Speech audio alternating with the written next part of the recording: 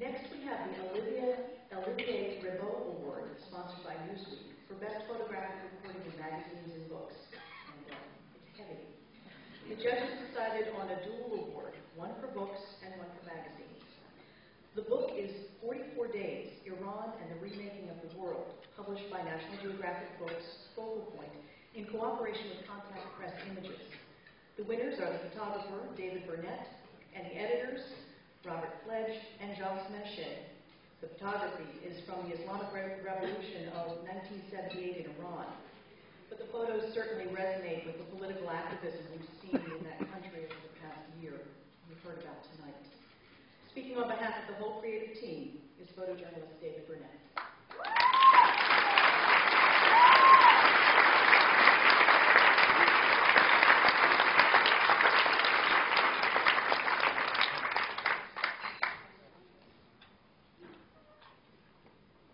Actually looks just like Olivier, which is kind of a blessing.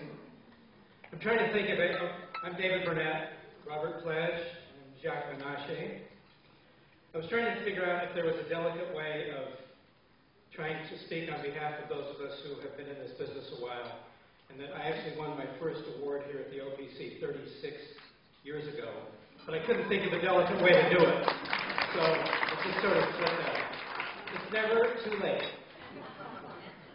2 years ago, I came back from a trip from somewhere and popped my head into the office at the agency, Contact Press Images, to find an extraordinary sight.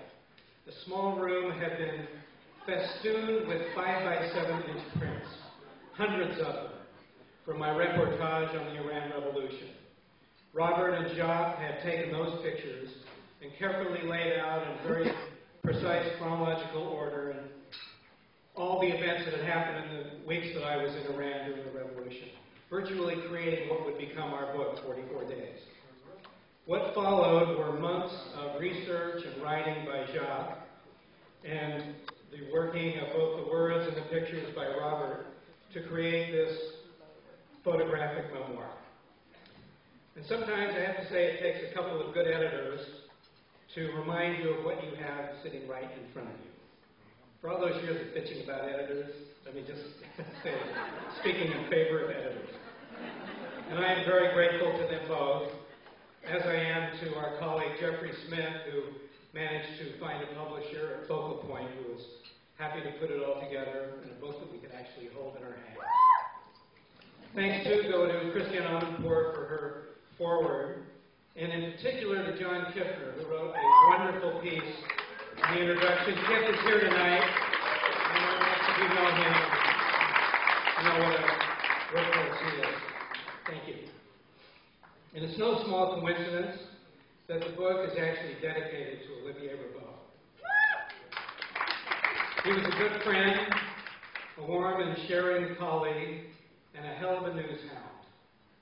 He was one of that breed of globe-trotting photographic nomads which today's depressed publishing world is kind of rendering extinct. But I have to say that while most of you probably didn't know him, that there was always a joy to get off a plane in some marginally desirable location and see that puckish face of his, and you kind of knew you were on the right story. We often worked together in Tehran, including many of those scenes which last summer's electoral protest seemed to visually mimic in so many ways. I was told there was going to be a picture of the two of us on a motorcycle, but I guess it'll have to wait.